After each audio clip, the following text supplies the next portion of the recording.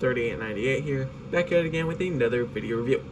Today we will be taking a look at the one and only KSI boss from Age of Extinction. Now, I didn't really want to wanted to start off with the video with the packaging in the back because that seems to be a mess. I mean, it's kind of a waste of time. Compared, like, if you would like to leave the box, we could just go ahead and leave the box there. I mean, there's really not too much to show. We'll just do like 4 angles real quick and we'll take long. So from the front here, there's a open window that fully showcases the figure with a nice CGI image, number 43, with the Transformers Generation text logo. And then the KSI from Age of Extinction. Then an up-close image of his ugly mug face. And then you got your productory photo shots there of the figure.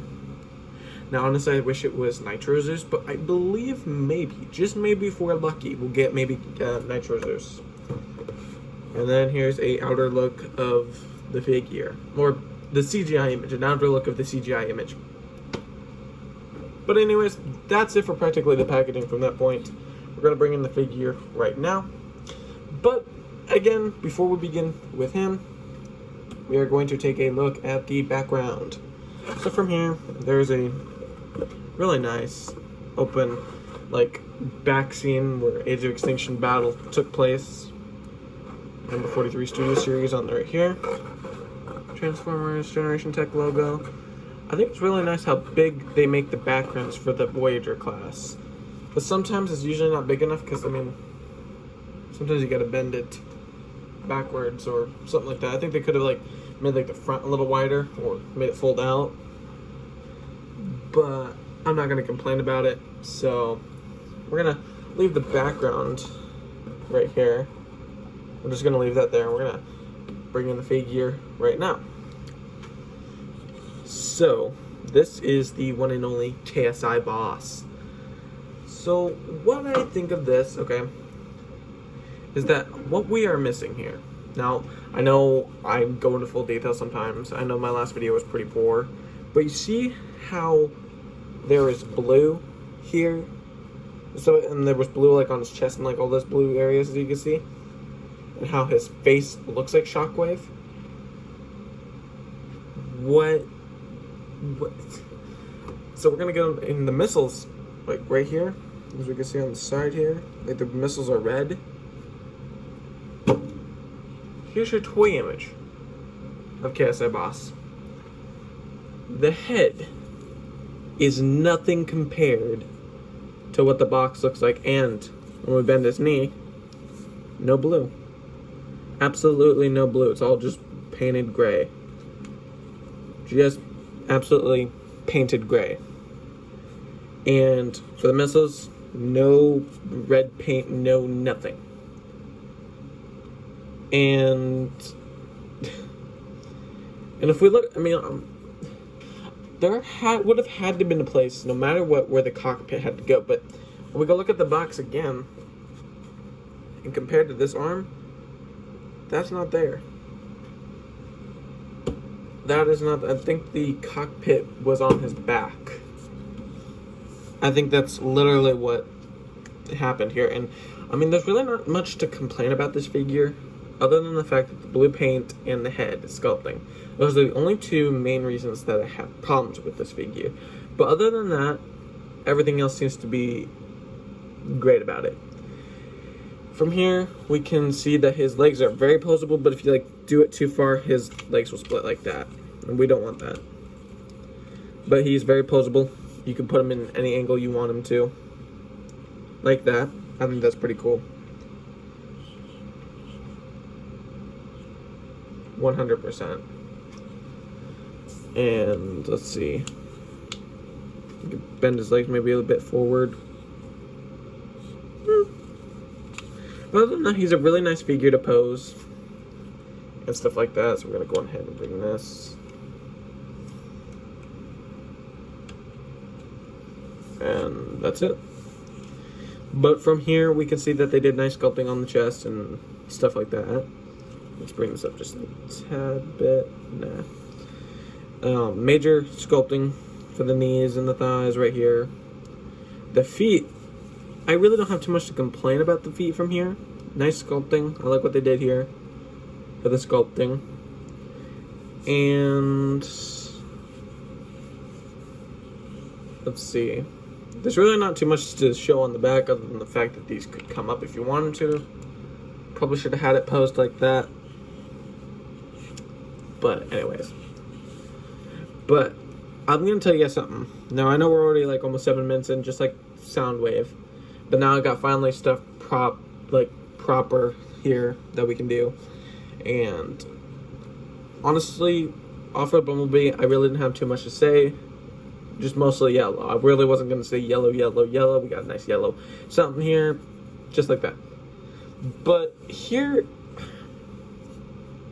we're going to do a little comparison here. Let's set this here. And we're going to bring in Soundwave. Now, the only thing I could say that they have similar is the paint, like from here with the shoulders of how the silver is here. And nothing terrible, no, nothing else. Yeah, the only thing that's similar with his paint job is all this like silver color here. But no, that's the only thing I have compared to him. And so let's see. I don't think I have anything else. Go ahead and get that out of the way. So we're going to go ahead and take a quick look at the head itself. So we're going to go ahead and pop that off. And this is the head. Now, what would I have to say about this figurine's head? And we're going to do it one more time. We're going to do it one more time with the box. 100% different. Because what we see for the head here is, let's say, antenna, horns, or whatever you want to call them, are supposed to be going that way, not straight up. They're supposed to be bending a little bit that way. And the only thing I could say that they did with the mouth is 100% correct, but if they were trying to improve this figure, the eye would have to be red. But when we do a review of Thundercracker, we'll do a comparison of this, even though it's the same thing, but I really want Thundercracker. He looks pretty cool. So other than that, there's nothing too much to do here. That's it for the head sculpting. We're already 8 minutes in with the detailing. So I'm going to rate this figure mode 7 out of 10. See if we can get this back in there. I think it's okay. There we go. So we're going to go on ahead and take a look at vehicle mode, and I will see you guys soon. And here we have Age of Extinction KSI boss in his one and only, probably the most terrific jet that we have on the Studio Series line. The Starscream's pretty good too, but when I get him, we'll do also a comparison as well to see who's better. But man, oh man, this dude's huge, and he weighs quite a bit too. I mean, he probably weighs a good few ounces of plastic, but man, he's heavy. I mean, he's 100% heavy. I mean, what do I have to complain about this most like, it's just beautiful. Now, we're going to get into the detail now. So, from here, this is bendable. You can put it any way you want. These are also bendable as well, in the back. But I think I'll keep them at a straight, narrow line. I'm a control freak. And then from here, we can take a look at the bottom real quick. We have the missiles on each side here. And of course, here. Of course, we have this piece. It folds in, you just put your finger here and you just pull it out like that. Thank goodness you don't have to like take out the arm and do it like that. But I mean, you could just easily do it like that. However, we have the miniguns here on each side, thrusters here, and the wings are pretty nice. I think they're really nice and curved, as we can see from here. Try to keep that there. And a nice silver here throughout the line here. The rest of the area of the jet is just dark plastic. And let's see, what else? They really did magnificent for the bottom, because I mean, really, he doesn't look like he transforms at all either, especially for the top here. I think they did terrific here, especially on the side here where they hid all this here, made like a line.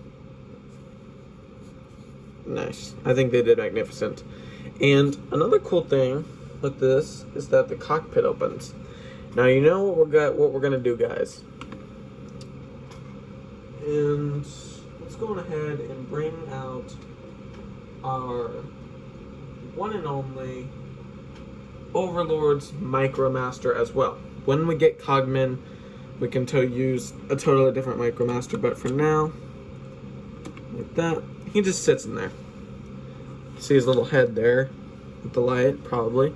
Probably see it better with this angle, the little blue.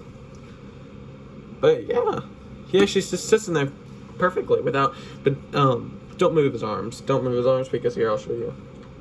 Because if you move his arms forward just a bit, make it look like he's holding onto the joystick for the jet mode, which, I mean, it's totally up to you.